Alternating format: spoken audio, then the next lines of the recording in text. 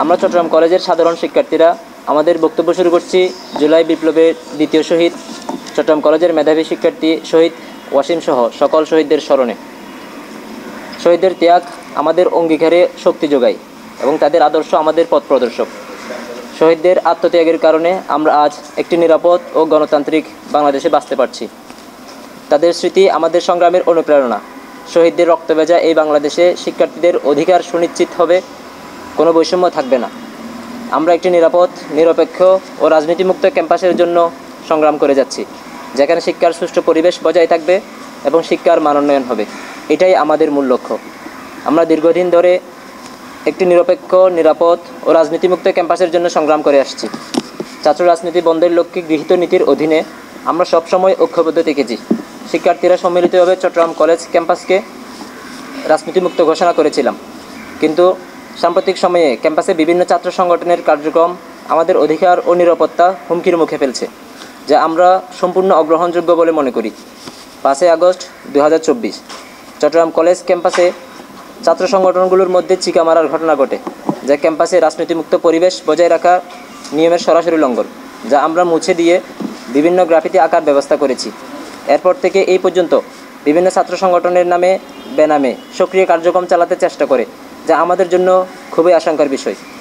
সর্বশেষ গতকাল বৃহস্পতিবার বেলা 3টায় একটি ছাত্র সংগঠনের কয়েকজন নেতৃবৃন্দ চট্টগ্রাম কলেজের অধ্যক্ষের সাথে সাক্ষাৎ করার পর ক্যাম্পাসের বাইরে তাদের সাথে সমস্যার কথা আমরা বিভিন্ন নিউজ মিডিয়ায় শুনেছি।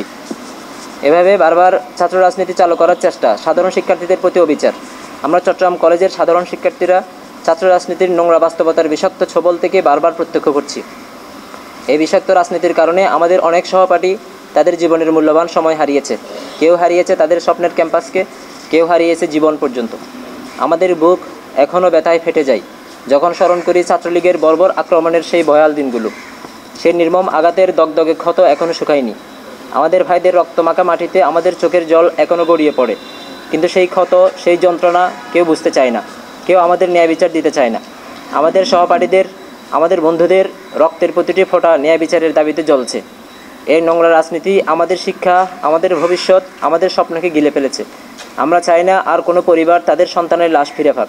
আমরা চাই না আর কোনো মায়ের চোখে অশ্রু গড়িয়ে পড়ুক তার সন্তান হারানোর শোকে। আজ আমাদের রক্ত ঝরছে, কিন্তু কাল যদি এই নোংরা রাজনীতির জাল ছিন্ন না হয়, তবে আরও অনেক জীবন ধ্বংস হবে। উল্লেখ্য, জুলাই বিপ্লবের মূল হাতিয়ার 9 দফার অন্যতম দাবি ছিল ছাত্র রাজনীতি বন্ধ করা, এবং এই নীতি আমাদের শিক্ষা প্রতিষ্ঠানের পরিবেশকে সুরক্ষিত রাখবে অপরিহার্য। আমরা চট্টগ্রাম কলেজের সাধারণ শিক্ষার্থীরা ছাত্রদের অধিকার সংরক্ষণে ছাত্র সংসদ ভিত্তিক নেতৃত্ব প্রতিষ্ঠার দাবি জানাচ্ছি। আমরা ক্যাম্পাসে সংগঠিত এই সমস্ত কার্যক্রমের তীব্র নিন্দা জানাই এবং ক্যাম্পাসে রাজনীতিমুক্ত পরিবেশ বজায় রাখার জন্য প্রশাসনের কঠোর পদক্ষেপ গ্রহণের দাবি জানাচ্ছি।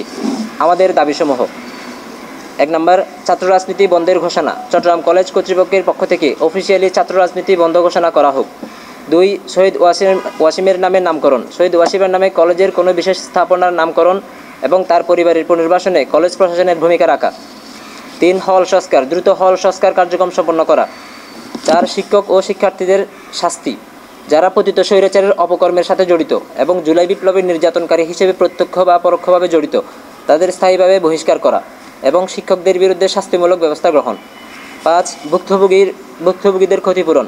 নির্যাতিত শিক্ষার্থীদের উপযুক্ত ক্ষতিপূরণ প্রদান করা। জুলাই বিপ্লবে ক্ষতিগ্রস্ত আহত শিক্ষার্থীদের চিকিৎসার ব্যয়ভার কলেজ প্রশাসন কর্তৃক বহন করা। শহীদ ওয়াসিমের স্মৃতির অবমাননা করে তাকে দলীয় স্বার্থে ব্যবহার করার যে কোনো প্রচেষ্টা সাধারণ শিক্ষার্থীদের জন্য ক্ষতিকর, এমনকি তার স্মৃতির প্রতি কারো অমর্যাদা আমরা বরদাস্ত করব না। আমাদের এই আহ্বানে সাড়া দিয়ে ক্যাম্পাসের পরিবেশ রক্ষায় আপনারা অবদান রাখবেন, এটাই আমাদের প্রত্যাশা।